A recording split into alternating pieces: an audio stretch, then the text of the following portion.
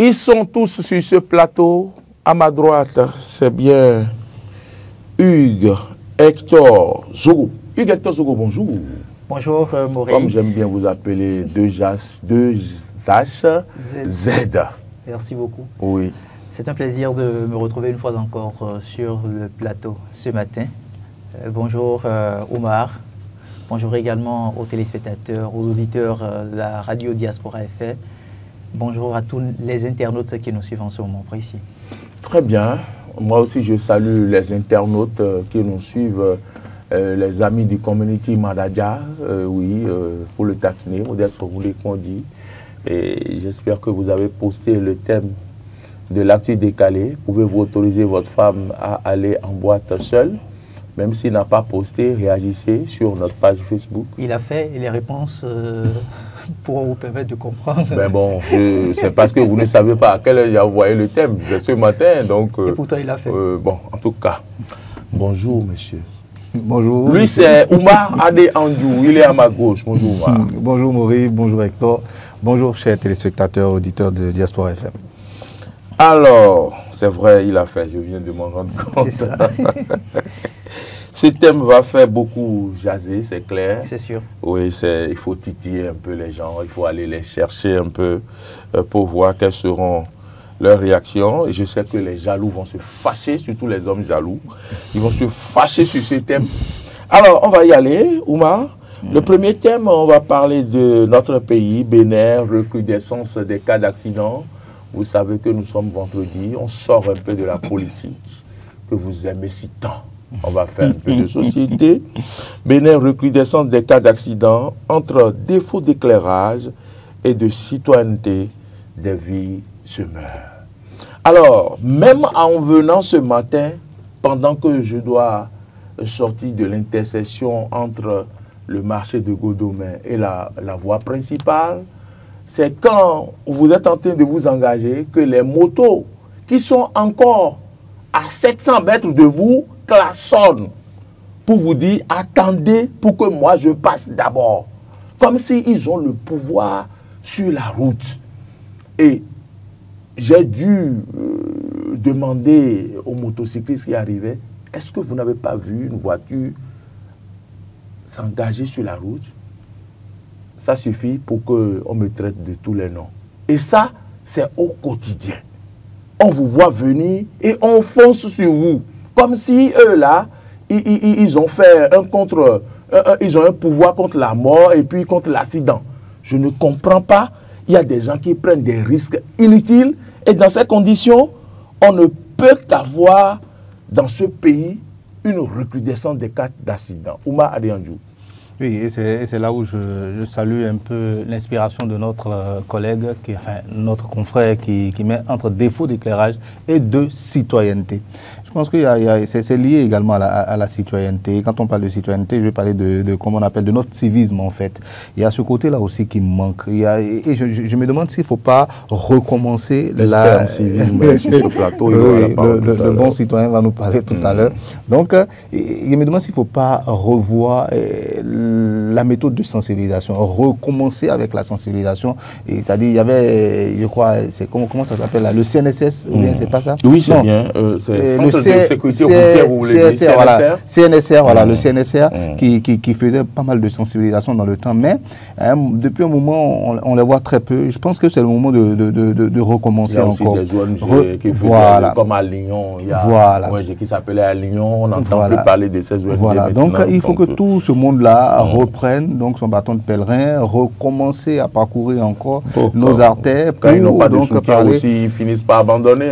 C'est compliqué, c'est vrai, c'est compliqué parce qu'il faut de l'argent, il faut des moyens pour pouvoir donc faire un tel travail. Absolument. Et au-delà même de tout ce que vous venez de dire, parlons toujours de citoyenneté, de civisme et tout, vous voyez un peu les voies qu'on nous construit, parce qu'il y a un effort qui est fait dans ce sens-là également, et ça c'est palpable, tout le monde le voit, c'est plutôt tangible, et donc ça devait permettre d'abord de réduire normalement aussi les cas d'accident. Quand on fait des infrastructures routières, oui, quand on construit des routes, quand on fait toutes ces choses-là, Mais qu'est-ce qui fait qu'au finish, on n'a plus les éclairages? C'est parce que souvent aussi, le vandalisme aussi est là. Avant l'éclairage, quand on fait les routes, les accidents doivent diminuer. Je ne suis pas contre. Prenons seulement l'exemple de la double voie qu'on nous réalise ici, à Glojigbe. Encore en début de cette semaine, un Zémidjan, on ne sait pas ce qu'il a pris, qui va coller un véhicule par derrière et il va face contre terre et puis c'est fini. Donc c'est là où je dis excès de vitesse, je vais dire excès de zèle sur les voies, je ne sais pas, manque d'attention, tout ça l'a réuni, même si on nous fait des boulevards, je pense quand même que le travail reste à faire. Voilà, et c'est là où j'en venais. Je disais qu'on nous fait normalement des routes, on construit des voies, on fait des infrastructures routières pour que la circulation soit de plus en plus fluide et plus praticable afin que tout le monde se sente plus ou moins à l'aise sur nos voies. Mais malheureusement, notre incivisme fait que finalement, le résultat attendu ne vient pas. Parce que les gens ne respectent pas, par exemple, les motos, si on veut parler des motos, ne respectent pas leur couloir. Parce qu'il y a des, comment on appelle, des transports en commun généralement appelés, je sais pas moi, Tokpa et autres, qui, dès qu'ils ont vu un client, ils ne réfléchissent plus, ils braquent, ils garent, au mépris de tout, au mépris, je vais dire, de la vie, même de tous ceux qui sont derrière. Donc, il faut faire très attention. Il y a un effort de sensibilisation encore à faire. Tous ceux qui ont l'habitude de faire donc, cette sensibilisation-là doivent se remettre donc, au travail. Donc, moi, je ne sais pas. Et puis, le contrôle aussi. Peut-être que le contrôle doit être intensifié également. Il faut que nos forces de l'ordre également reprennent donc les contrôles. Voilà. Ils le font, mais bon, il y a beaucoup de cas. Sur la route, ils ont d'autres il y a d'autres chats à fouetter, mais quand des vies se meurent, comme l'a dit notre confrère, il faut à un moment réagir aussi. Donc, il faut intensifier à tous les niveaux, essayer de voir comment est-ce qu'on fait. Celui qui roule sa moto et qui fait une vitesse exagérée, qu'est-ce que le force de l'ordre va faire? Il va se jeter sur lui? Le force de l'ordre, il peut quelque chose. Quand l'agent de police allait dire non le force. Voilà, si désormais on commence à contrôler la vitesse également pour les motos, je pense que ça aussi, ça va permettre d'arriver à quelque chose. Voilà, donc les motos sans phare, les motos qui klaxonnent de manière intempestive, il faut pouvoir réagir aussi. En tout cas, moi, à mon avis, ce sont les éléments de solution que je vois. La sensibilisation, parce que c'est un problème citoyen, parce que c'est un problème d'incivisme, il faut de l'éducation, il faut sensibiliser, il faut rappeler les règles à tout le monde. Et l'autre solution également, c'est donc les sanctions, le contrôle, intensifier le contrôle, pousser les uns et les autres donc à prendre conscience et savoir que si je ne respecte pas mon couloir, si je fais un excès de vitesse, il y a une amende qui m'attend. Je pense que tous ces éléments-là permettront finalement de réduire peut-être ces cas d'accident. Maintenant, bon, c'est un problème de responsabilité aussi au niveau de chacun. Quand tu te réveilles le matin, il faut savoir que non, ma vie, c'est tout ce que j'ai de plus cher. Donc, il faut faire attention également sur la route. Donc, à tout le monde de prendre conscience. Vous n'avez pas parlé de cet exemple que j'ai donné où on voit les motocyclistes foncent sur les véhicules alors que le gars veut monter sur la voie. Parce que peut-être que vous faites partie de ceux-là. C'est pourquoi vous n'évoquez pas le cas. Non, pas du tout. Vous me connaissez, vous connaissez à peu près quel genre de personne je suis. Moi, je suis plutôt une personne... Vous conduisez déjà comme une tortue, donc bon, ça se comprend. Je suis quelqu'un d'assez prudent dans la vie. Moi, je ne me permets pas un certain nombre de choses. Non, ça, c'est comme je dis, c'est de l'incivisme. Il faut pouvoir donc dénoncer ces choses-là. Et vous avez très bien commencé dans votre intro, et vous avez dénoncé, vous avez dit votre ras-le-bol contre donc toutes ces personnes-là qui agissent de manière inconsciente. C'est pas bien. Il faut prendre conscience du fait que la vie, c'est ce que nous avons de plus cher. Il ne sert à rien. Tu es le plus pressé. Souvent, pressés pour aller où? Souvent, vous les voyez, c'est souvent peut-être même des jeunes avec sac au dos, un ordinateur dedans, il va travailler pour quelqu'un. Et puis, il est pressé. Je suis déjà en retard. Voilà. Mon gars, si tu meurs, il y a quelqu'un qui va te remplacer. Il est pressé, il n'est jamais arrivé. Il y a quelqu'un qui va te remplacer si jamais il t'arrive quelque chose. Donc, prends conscience de ça et savoir que je suis déjà en retard. S'il y a une sanction là-bas, c'est pas grave. Je prends ma sanction et puis prochainement, je saurai que bon, je dois me réveiller un peu plus tôt ou bien m'apprêter un peu plus tôt pour pouvoir aller donc au travail à l'heure. Donc, il ne sert à rien de dire non, je suis pressé, la moto, est-ce qu'il m'a pas vu? Non, c'est comme hier, j'ai pris quelqu'un derrière moi. Je lui ai dit, tu vois, il y avait des trous, il y avait comment on appelle, des nids de poules sur la voie. Et donc, le camion qui vient devant, pour éviter les nids de poules, il va à gauche, voilà, il va à droite. Voilà, il va un peu, Ouais. il vient un peu vers nous. Et j'ai dit à mon gars, moi, je ne fais jamais confiance à ça. Dès que je vois qu'il est en train de venir comme ça, je me rabats complètement de l'autre côté. Et l'autre se demande, mais pourquoi vous vous rabattez? J'ai dit non, il est en train d'éviter des nids de poules. Et il me dit oui, mais il est en train d'éviter des nids de poules. Il ne vient pas sur nous. J'ai dit non, il ne faut pas faire confiance. Il faut toujours être prudent. Mais à quel moment, toi, tu sais que bon, il y a quelque chose qui peut lâcher? Il n'est plus sur son couloir. À quel moment tu sais qu'il va tomber sur les gens voilà, au Carrefour Ita? Voilà, donc à partir de cet instant, il faut faire attention et savoir que ma vie m'est chère. Et donc, c'est ça qu'on va lancer comme message à tout ce monde-là qui, les matins, sont très pressés sur nos voies. C'est eux les plus pressés. Pim, pim, pim, pim, pim, pim. Et puis, tu les vois, ils roulent comme ça. Entre les voitures. Véhicules. On leur a interdit de ne pas passer sur le passage des véhicules. Voilà, respecter les couloirs. Ils sont là, donc, ils sont toujours sur les voies. Par rapport aux motos, je pense que le principal, c'est le respect des couloirs et aussi un peu de sensibilisation. Je pense que ça va nous permettre d'éviter pas mal d'accidents. On va donner la parole à l'expert du droit du bon citoyen. Et voilà un peu les cas évoqués par Oumar Adéandjou, mais je voudrais également souligner un fait. On voit des camions circuler avec des comment vous dites, des conteneurs, mais qui ne sont pas ceinturés. Les conteneurs peuvent tomber à tout moment, peuvent glisser des plateformes et tuer des citoyens. C'est un autre phénomène qu'on observe au quotidien dont personne ne parle. Et alors qu'on nous parle de recrudescence des cas d'accident, c'est aussi des aspects sur lesquels il faut sévir. Est-ce que vous êtes de mon côté? Je suis entièrement d'accord. Des citoyens se meurent. Dans une république, ça ne peut pas s'accepter. Il y a déjà la loi fondamentale de notre pays qui fait obligation aux gouvernants de pouvoir veiller et d'assurer la sécurité de tous les citoyens qui se retrouvent sur le territoire. À partir de ce moment-là, il y a ce qu'on appelle les institutions qui sont mises en place. Et à travers la vie de ces institutions, le fonctionnement de ces institutions, la sécurité dont on est en train de parler doit pouvoir être préservée. Malheureusement, quand je prends ne serait-ce que le cas de ces titans, de ces conteneurs auxquels vous faites allusion, il faut déjà partir du principe qu'il y a l'heure de circulation. À quelle heure nous permettons à ce que les conducteurs de gros porteurs puissent se retrouver au cœur de la circulation. Tout ça, c'est réglementé. Et au niveau même des préfectures, si je ne me trompe, il y a eu des arrêtés qui sont pris et qui permettent de savoir de telle localité à telle autre, voici par exemple l'heure à laquelle vous pouvez circuler. C'est pris en compte au regard de l'environnement. Malheureusement, ça ne se respecte pas. Vous allez voir les conducteurs de gros véhicules installer leurs véhicules un peu partout, sur le bord de la chaussée. Et parfois, ils sont très mal garés. Et quand on n'a pas l'éclairage public, la conséquence, elle est immédiate. C'est soit un autre chauffeur qui, n'ayant pas une vue assez large de la rue, qui va se retrouver malheureusement sous ce camion-là. Et c'est des cas qui sont monnaie courante au niveau de certaines communes, en l'occurrence la commune d'Abomey-Calavi par exemple.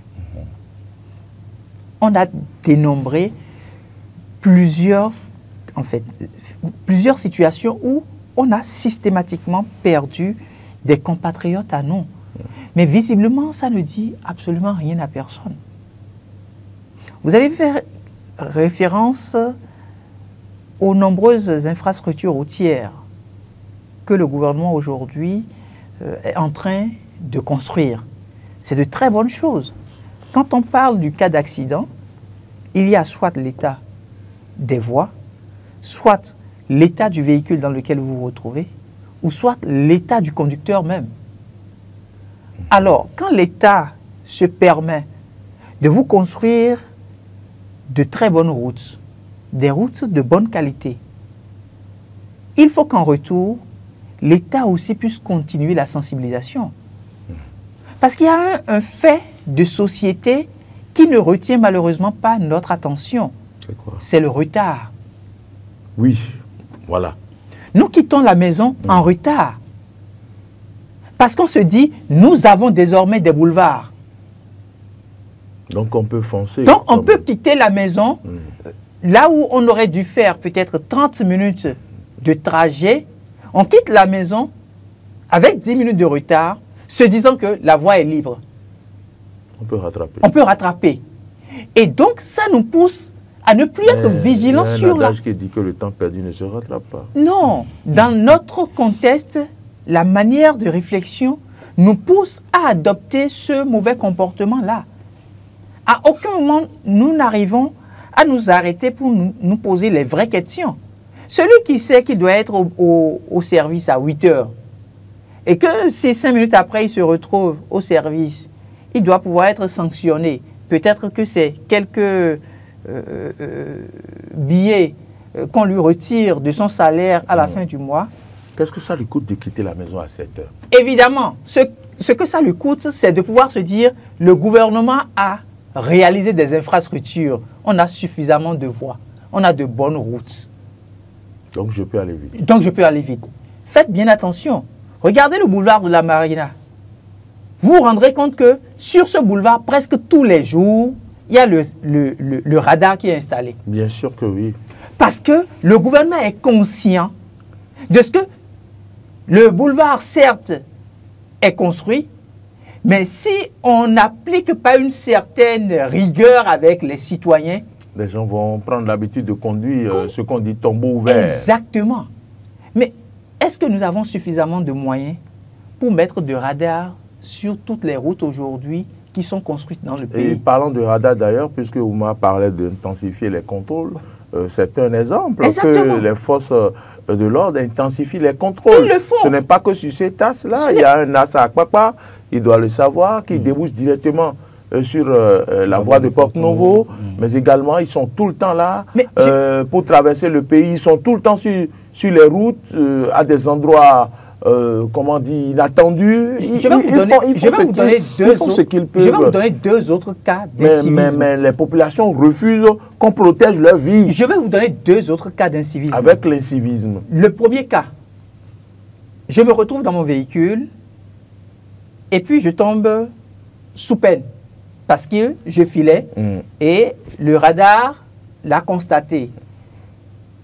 Après que je sois parvenu à payer le montant, qu'est-ce que je fais? Je prends l'amende, je prends mon téléphone et j'envoie des messages sur des forums pour dire sur tel axe, le radar est installé. C'est un acte d'incivisme et la police doit normalement commencer par sévir ça. Ça là aussi? Je vous dis que c'est un acte. C'est assistance. Pourquoi? Non! En fait, qu'est-ce qui se passe? Personnes imprudentes. En l'écrivant de cette manière-là, le conducteur commence par faire attention jusqu'à se retrouver à hauteur du radar. Oui, mais dès qu'il dépasse le radar... il met le pied sur l'accélérateur. Donc, ça, par exemple... Accélérateur à fond. À fond. Ça veut dire, si celui-là arrivait à faire un accident, qui aurait été à la base de ces cas d'accident? C'est la personne qui a envoyé le message. Parce qu'on l'aurait laissé. Il aurait subi la sanction, la rigueur de cette vitesse-là. Et s'il n'a pas la possibilité de payer 2 fois, 3 fois, ça va à un moment donné le conscientiser. Il va se dire, ah oui, c'est vrai, il se pourrait que je tombe dans le radar. Donc, il prend à des moments donnés, il prend du recul. Même s'il ne découvre plus le radar, c'est pour sa vie. Deuxième fait, vous allez voir les chauffeurs. Dès qu'ils dépassent le radar, ils commencent par se faire des jeux de phare. C'est des actes d'incivisme. Nous appelons ça de la solidarité. Mais en fait, c'est des actes d'incivisme. C'est des choses à décourager. C'est des choses à décourager parce que vous lui permettez de savoir qu'il y a un service de contrôle à quelques dizaines de mètres. Mais après ça, est-ce qu'il a pris conscience de ce que, oui, le service de contrôle a été mis en place pour sauver sa vie, pour préserver sa vie?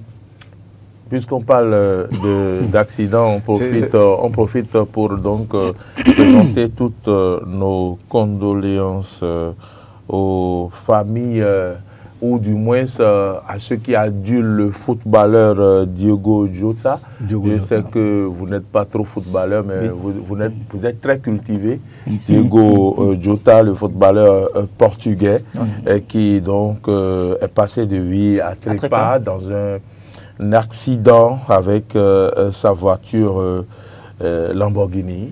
Malgré quand même, oui, Ronoubo en parle, complètement en haut, carnet noir, dans l'univers footballistique. Diogo Jota périt dans un accident de circulation. Le journal en parle ce matin et rend hommage certainement au grand footballeur, et il était avec son frère. Mais quand on parle de Lamborghini, vous savez, ces véhicules-là, combien coûtent ces véhicules? Exactement. Et puis la sécurité prévue pour ces véhicules. Exactement. Mais malgré ça... je me demande si vous avez vu les images. Je n'ai pas vu les images. Oh là là, c'est insoutenable. Quand vous regardez les images, c'est insoutenable. Vous vous posez la question de savoir, mais comment on peut investir dans des véhicules qui coûtent aussi cher et on subit un accident et en fait tout se dépièce. Donc, ça signifie que nous ne devons pas faire en réalité de la vitesse. Peu importe c'est-à-dire peu importe la manière avec l'assurance ou la sécurité. De la sécurité du véhicule, il faut faire très attention. La vitesse, elle est déconseillée. Est-ce qu'on ne va pas, ils ne vont pas penser à ce que ces véhicules qui coûtent extrêmement cher puissent avoir des systèmes d'éjection comme les avions de chasse, pour que dans ces cas-là, le véhicule vous éjecte avec tout le siège protégé d'une manière ou d'une autre. Je ne sais pas, l'idée me vient comme ça. Parce que vraiment, je pense quand même que ce n'est pas la peine d'investir. C'est des choses qui peuvent arriver. Et on a perdu plusieurs stars comme ça. Un véhicule à 800 millions que vous achetez. Peut-être, enfin, parlant du système d'éjection dont vous parlez, en l'air, c'est possible. Quand vous êtes éjecté dans l'air, où il n'y a aucun risque, finalement, le parachute, voilà. Mais sur le sol, vous pouvez être éjecté contre un immeuble. Oui, peut-être qu'il faut penser à des systèmes pour pouvoir mieux sauver les gens dans ces véhicules-là. Mais vous savez, le luxe, c'est quelque chose qui attire. Hein. Quand on en a les moyens, on s'offre... Enfin, on s'achète tous les plaisirs qu'on peut. Qui ne roulent pas à 60 à l'heure. Non, c'est comme ça, vous êtes déjà... C'est de gros bolides, c'est pour le prestige. Quand tu ronfles, ça fait... Tout le monde est d'accord que bon... Mourir là, c'est... Je sens que tu as envie d'avoir un véhicule comme ça. Pourquoi pas? Le luxe, il n'y a rien de tel. Aimer le luxe, c'est... en fait, et puis c'est des joueurs, c'est des personnes qui ont de grands moyens. Ils jouent, ils gagnent beaucoup d'argent. Et donc, de temps en temps, ils s'offrent des plaisirs parce que c'est très contraignant aussi être un sportif de haut niveau. Ils n'ont pratiquement pas de repos. Ils s'entraînent matin, midi, soir, tout le temps. Et après ça, le week-end, déjà, il faut aller jouer, il faut faire plaisir aux gens. Donc, tous ces efforts-là, après, ils ont envie, finalement, de déstresser, de s'évader. Donc, de temps en temps, ils investissent dans ces choses-là. Il y a beaucoup de joueurs africains également qui investissent dans ces véhicules-là. Et ces véhicules-là, c'est comme du bon vin. C'est avec l'âge que ça prend encore de la valeur. Quand tu payes un bolide comme ça de 2000, je ne sais pas moi, 2025, d'ici, voilà. Après, 2040, ça devient rare. Voilà. On les construit même quelquefois, même sur commande. Donc, ça fait que ce que toi, tu as, le modèle que tu as, ça devient un modèle unique et tout le monde a envie de l'avoir. Donc, beaucoup le font aussi pour pouvoir donc thésauriser, garder leur argent et donc pour que ça se bonifie après et avoir un peu plus de sous après. Mais le cas de Diogo Jota, ça fait vraiment pitié et il part malheureusement avec son frère, qui est également footballeur. C'est malheureux. Alors, revenons sur nos routes alors pour parler de l'éclairage. Sur l'as, comme le disait Hugues Hector Zogo, sur l'as Calavi-Godomé, certains matins en venant au boulot, vous voyez des gros camions monter au milieu des chaussées du terre-plein central. Je comprends par là que c'est des gens qui ne connaissent pas la voie.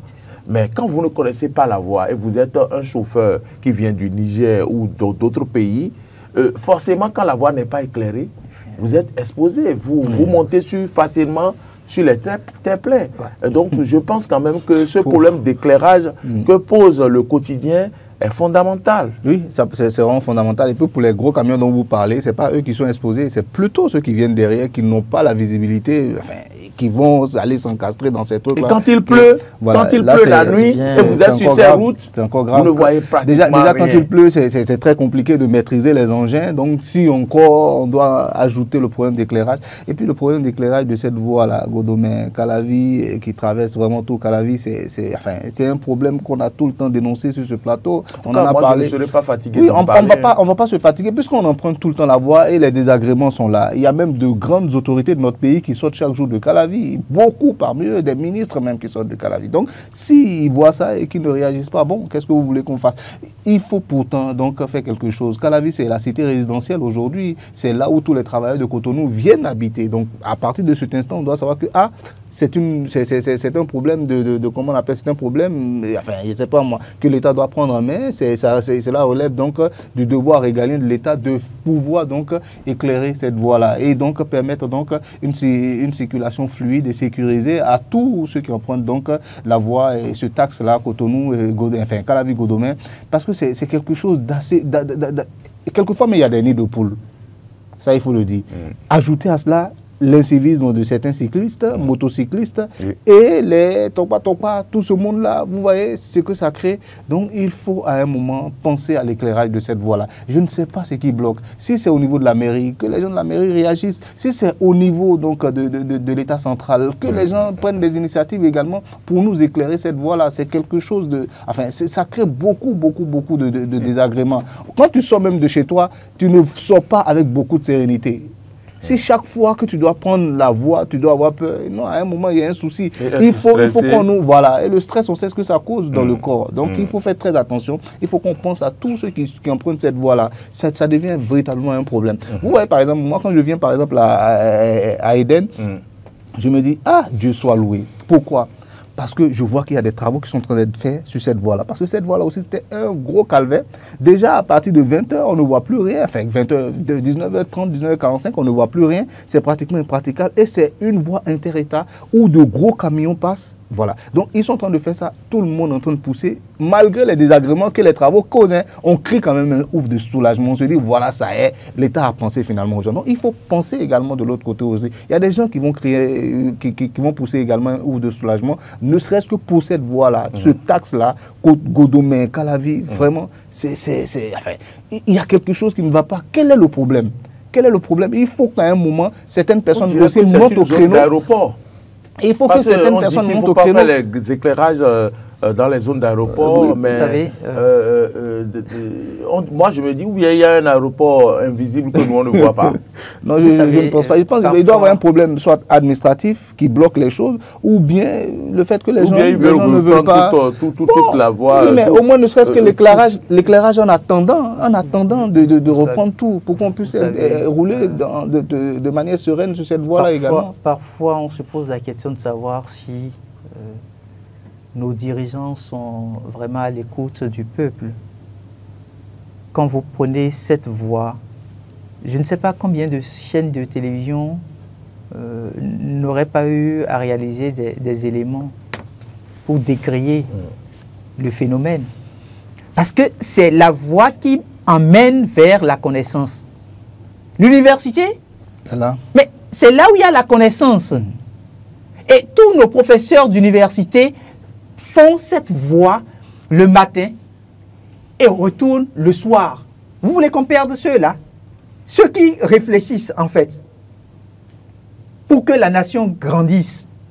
Ceux qui ont la connaissance, ceux qui ont le savoir, ce sont eux qui empruntent cette voie. Nos directeurs de cabinet, les secrétaires généraux de nos ministères... Combien de ministres ne résident pas à Calavi? Je ne veux même pas parler des ministres, parce qu'ils s'y plaisent. Mais je prends ne serait-ce que les cadres techniques qui réfléchissent effectivement à l'avancée de ce pays. Ça ne dit rien à personne. Ce n'est pas dans Calavi là qu'un conseiller aurait mal parlé et que systématiquement on s'est retrouvé en session extraordinaire. Pourquoi le maire d'Abomey-Calavi ne peut pas convoquer une session extraordinaire pour régler ce problème-là? Ça lui pose quel problème? Peut-être que l'éclairage public n'est pas de son Mais ressort. vous savez, quand il s'agit de ne changer que des ampoules, ça, c'est du ressort de la commune. Le bien-être des populations aussi, c'est du Là, ressort on est en de train son de ressort. parler. Ça rejaillit finalement Ce sur n'est pas nous. évident qu'il s'agisse seulement des problèmes d'ampoule, parce que tous les jours, les poteaux électriques sont... les poteaux électriques, involontaires par les véhicules qui les causent. Mais je vais vous dire un truc. Hein. C'est là où je n'arrive pas à comprendre ce pays. On a un chef d'État qui a de la bonne volonté, qui fait énormément de sacrifices. Mais ceux qui sont à la base, là, qu'est-ce qu'ils font? Combien de fois la mairie de Calavi, là, a saisi la police républicaine pour dire on a eu tel nombre de poteaux électriques qui sont tombés parce qu'il y a eu des cas d'accident. Le service des accidents, forcément, aurait fait le point. Quand les gens font des accidents, quand vous détruisez le bien public, mais systématiquement, vous payez. Je pense que le système a été mis en place. Alors, l'argent là... Ça doit être en train de se faire. On peut diligenter une enquête pour aller... il faut aller s'informer sur ça. Il faut qu'on en finisse une fois pour de bon. Mais il faut que cette voie soit éclairée. Effectivement, chaque jour, nous avons des concitoyens qui perdent leur vie. Oui. C'est la loi fondamentale qui dit que l'État a l'obligation d'assurer la sécurité des citoyens. Si eux autres, ils ont des gardes-corps, s'ils ont des véhicules qui leur permettent de bien regarder de loin ce qui se passe, tous les concitoyens n'ont pas encore ces moyens-là. Donc, le minimum qu'ils doivent pouvoir faire, c'est d'éclairer la voie. Regardez le nombre d'étudiants qui se retrouvent sur le campus d'Abomey-Calavi. Vous serez là et on vous appelle pour dire « Votre enfant a fait un accident ». Pourquoi? Parce que la voie n'a pas été éclairée. Quels parents pourraient supporter ça? Et pourtant, nos frères quittent le septentrion. Ils abandonnent leurs parents à la recherche du bien-être. On les envoie dans une localité où ils doivent étudier et le minimum qui est l'éclairage public n'existe pas. La Abomey-Calavi n'est quand même pas une commune à statut ordinaire. Pourquoi ça doit continuer comme ça? Quand il s'agit des questions politiques, mais ils se retrouvent assez vite pour prendre des décisions. On ne va pas... oui, moi je suis peiné en fait. Je suis peiné parce que la vie, quand vous perdez la vie, on ne sera pas fatigué. Quand vous perdez la vie, on ne la rachète plus. Si c'est juste une question de il est souffrant, il va revenir, ça c'est autre chose. Mais on dit la personne perd la vie. Et pour la plupart du temps, vous vous rendez compte que c'est du Carrefour Ita, juste un peu après l'université d'Abomey-Calavi, qu'il y a recrudescence des cas d'accident. La dernière fois, vous avez vu ce qui s'est passé. Au niveau du Carrefour Ita. Au niveau du Carrefour Ita. Je crois que 2 ministres étaient présents immédiatement. Ces ministres auraient pu se retrouver à travailler sur d'autres dossiers. Même se reposer, parce qu'à cette heure-là, ils ont le droit de se reposer. Donc, pour moi, je ne sais pas pourquoi le maire d'Abomey, moi je préfère interpeller le maire d'Abomey-Calavi. Parce que parfois, quand vous êtes une autorité politique, quand vous êtes une autorité politique, il y a aussi le sens du management. Il y a le leadership. Même si celui qui doit faire le travail ne le fait pas convenablement, à travers votre leadership, vous prenez le devant des choses. Vous allez négocier. Vous faites les jeux de couloir, comme on le dit. Il n'a qu'à le faire. On va espérer. Parce qu'on en parle. Oui, on en parle tout le temps. Ça fait, comme le disait le monsieur de Pétéquois, ça fait 1000 ans. Ça fait 1000 ans qu'on est en train de parler de ce sujet-là, mais apparemment, rien ne bouge. Rien ne bouge. Et moi j'ai l'impression... Calavi, Godomé... Moi, j'ai l'impression que c'est parce que cela n'est pas certainement du ressort uniquement de la mairie que ça traîne. Oui, je pense que voilà, c'est pas uniquement du ressort de la mairie. C'est pourquoi moi, j'ai un peu de mal qu'on accale tout de suite. C'est vrai tout ce que vous avez dit, hein, ils peuvent vraiment prendre les choses par les mains. Ils peuvent faire des requêtes. Parce que les administrés... Le maire peut prendre cette question comme son cheval de bataille. Son principal cheval de bataille. Voilà. Et aller vraiment au devant des choses et penser vraiment à ses administrés. Parce que nous sommes ses administrés. Quand ils vont vouloir voter après bientôt pour qu'on vote pour eux, c'est nous qui viendrons voir dans les... Lui-même, il passe sur cette voie. Voilà, donc il faut à un moment prendre les taureaux par les cornes. Je comprends peut-être que sur le plan administratif, il y a quelques éléments qui peuvent être des blocages, mais à un moment, il faut vraiment prendre les choses à bras le corps et aller véritablement au devant des choses. Si c'est un problème avec l'État, qu'on discute. Si c'est une agence donc, de l'État qui bloque les choses, qu'on trouve les moyens. Parce que cette voie-là a besoin d'être éclairée. Je vais vous dire pourquoi cette voie encore a besoin d'être éclairée. Quelquefois, on vient comme ça et au beau milieu de la voie, malgré que tu as ton phare, tout est allumé, mais tu vas au beau milieu de la voie, c'est là que tu trouves par exemple un sachet ou bien quelque chose qui est tombé, un bagage qui est tombé d'un autre véhicule, l'autre n'a pas su et qui se retrouve au beau milieu de la voie. Imaginez que tu ne fasses pas très attention. Il y a des gens qui sont très imprudents, qui rentrent dans ces choses-là. Et quelquefois, quand tu es devant, tu braques rapidement pour éviter. Voilà. Tu balances le volant. Voilà, si tu n'es pas. Et voilà. Donc, il faut faire très attention, sans oublier les nids de poule. L'éclairage, c'est essentiel. Je ne sais pas qui prend ce problème-là en compte. Il faut que cette personne-là se réveille à un moment, si c'est un directeur, si c'est quoi. Et si, même si c'est un problème, je ne sais pas moi, administratif, régler le problème et éclairer cette voie-là. Éclairons cette voie-là. C'est une voie mais qui est pratiquée tous les jours par des milliers de personnes. Il n'y a qu'à regarder comment la circulation est autour de, comment on appelle, aux heures de pointe, dans le sens Cotonou-Calavi, aux heures de pointe, mais vous ne pouvez pas. Les matins très tôt, entre 6h et 8h, la voie, mais elle est bloquée pratiquement. La même chose aussi le soir, entre 17h30 et 20h, vous voyez à peu près comment... Voilà. Donc, il faut qu'à un moment, on puisse réfléchir et se dire, ah, cette voie-là, c'est une voie essentielle, c'est pratiqué par la plupart de ceux qui travaillent à Cotonou. Donc, à partir de cet instant, mettez les éclairages. Combien ça va nous coûter? Combien ça va coûter au pays? Il y a d'autres travaux qu'on fait. C'est une question de sécurité, parce que si quelqu'un commet un forfait, grâce à l'éclairage public, on peut facilement identifier la personne dans sa fuite et tout ça là. Donc, je pense même les plaques, tout ça, on peut rapidement noter parce que tout est bien éclairé. On va prendre quelques minutes rapidement quand même pour parler de ce sujet. C'est le travail des enfants. Le gouvernement exhorte donc les gens à lutter contre ce fléau, l'exhortation du gouvernement à lutter contre donc le fléau, le travail des enfants aussi. On en parle et on en reparle. Et si en 2025, l'on continue pas à en parler, je pense que c'est peut-être l'ignorance. Parce qu'il y a des personnes peut-être qui ne savent pas qu'on ne doit pas faire travailler des enfants de moins de, je pense que c'est moins de 14 ans selon les tests. Je ne sais pas si ça a été revu, mais des enfants ne doivent pas travailler. Et le phénomène qu'on observe, c'est surtout sur les chantiers où de petits garçons sont nés pratiquement dedans, qu'on amène de je ne sais d'où, qui sont sur les chantiers, qui travaillent à longueur de journée, qui sont exploités. Et quelquefois, vous regardez ces enfants, ils ont tellement soulevé les sacs de ciment qu'ils n'ont plus de cheveux quelquefois. C'est vrai? Oui, moi j'en ai vu quelques-uns. Il y a plus, oui, je vous assure, et c'est réel, c'est quelque chose de grave. Même ça agit même sur leur croissance. Tu sens que le gars, il est plus ou moins âgé maintenant, mais il n'est pas élancé. Il n'a pas la taille qu'un enfant de son âge doit avoir. Parce qu'il soulève tout le temps des charges. Le poids là, aplati alors. Oui, mais c'est ça en réalité. Ça l'empêche de croître normalement. Donc moi je pense que c'est quelque chose qu'on doit prendre également à bras le corps. Et je pense que c'est un problème qui est plus sociologique chez nous. Parce que le Béninois, très tôt, on se dit, quand tu as des enfants, on fait beaucoup d'enfants, on fait seulement, et dès l'instant qu'il y a l'oncle Marcel Yedo qui est en train de réussir quelque part, il travaille à Eden, pour lui ça va mieux. Donc on prend le cousin et on dit, bon Marcel, qu'est-ce qu'on fait?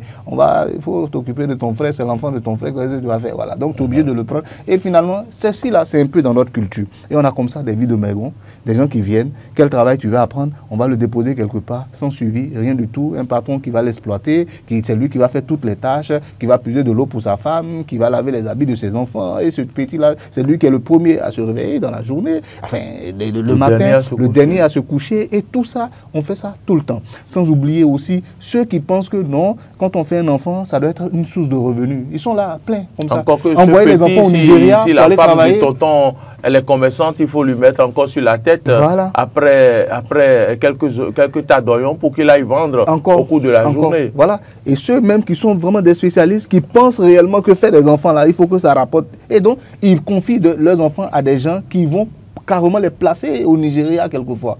Oui. chez des patrons là-bas, c'est pratiquement un vrai trafic.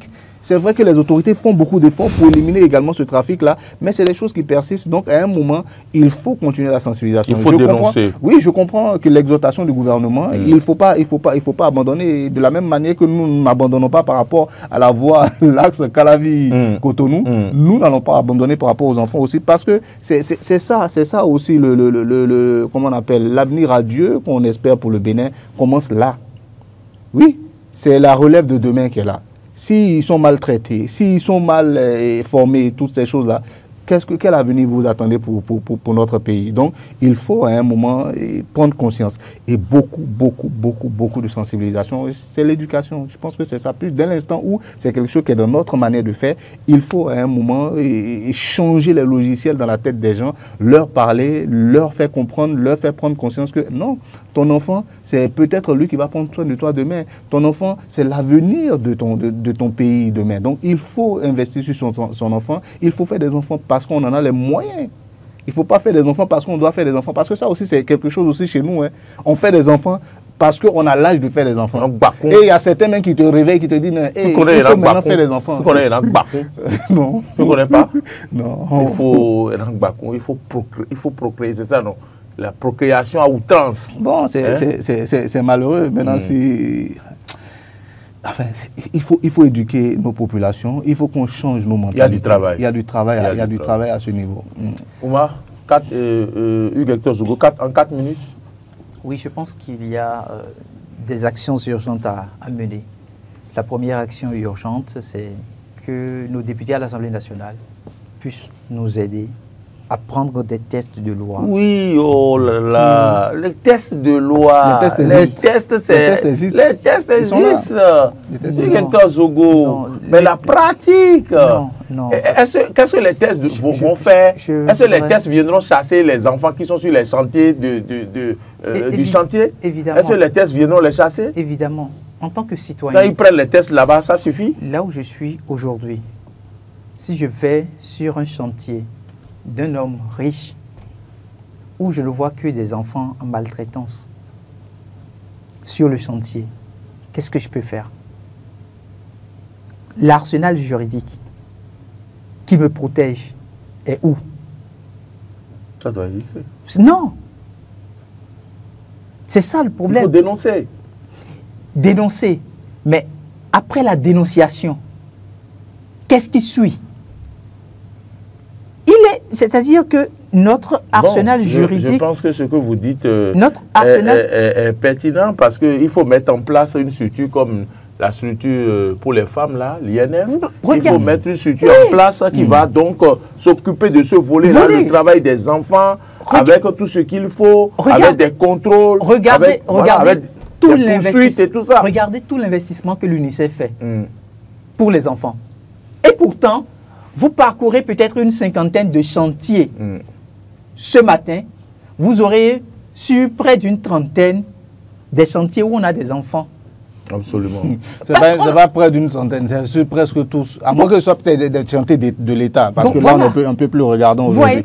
Mais si c'est des trucs privés, vous aurez forcément toujours des enfants. Ça pose un problème. On ne peut pas sensibiliser sur cet acte-là.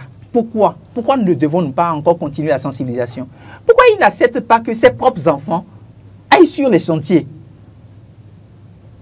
Il n'accepte pas parce qu'il sait que, en réalité, quand on est enfant, sa place, ce n'est pas sur les chantiers. Pourquoi il veut envoyer les enfants de ses nièces, de ses cousins, sur les chantiers? Ça voudrait dire qu'à un moment donné, nous manquons d'humanisme. Et celui qui manque d'humanisme, il faut que l'État l'aide. Si vous n'êtes pas prêt à garder l'enfant de votre neveu, ou bien de votre nièce, de votre oncle, ainsi de suite, n'acceptez pas que l'enfant vienne chez vous pour pouvoir le faire souffrir après. Donc, il faut condamner. Pour moi, la question, elle est simple. C'est un problème législatif. Sinon, je parler de ces, comment on appelle là, de ces promoteurs ou bien, je ne sais pas moi, de ces maçons et autres là, qui prennent les enfants. C'est souvent sous prétexte d'apprentissage. On veut leur apprendre le métier. Alors que c'est faux. C'est pas pour apprendre, c'est pour exploiter les enfants. Et les parents à la maison disent non, il entend d'apprendre. Un jour, lui aussi va devenir maçon. Et c'est ça, c'est sur ça qu'on se base. Non, ça, ils apprennent le travail. Et les personnes, ils apprennent pendant 20 ans. Et vous savez, les personnes... ils n'ont jamais le diplôme. Les personnes à arrêter, en réalité, briques. Dès que le système est mis en place, les personnes à arrêter, c'est en réalité celui qui confie le chantier. Mais bien, oui. Hein? Oui, moi je pense. Celui qui confie le chantier. Parce que dès que vous confiez votre chantier, vous devez avoir une base claire. Oui, écoutez, je ne veux pas avoir d'enfants sur mon chantier. Voilà. Bon. À partir de ce moment-là, on va merci à vous. Ça chauffe sur les plateformes par rapport. Ça chauffe. Vous voulez créer la troisième guerre mondiale? Non, pas du tout. Comme le disait M. Toby, vous voulez créer la troisième guerre mondiale? Allez, aujourd'hui, c'est la 4e guerre mondiale. Avec ce sujet, peut-on autoriser sa femme à sortir en boîte? Oui, on va en parler. Ça chauffe déjà sur les réseaux sociaux. Vous allez rire tout à l'heure.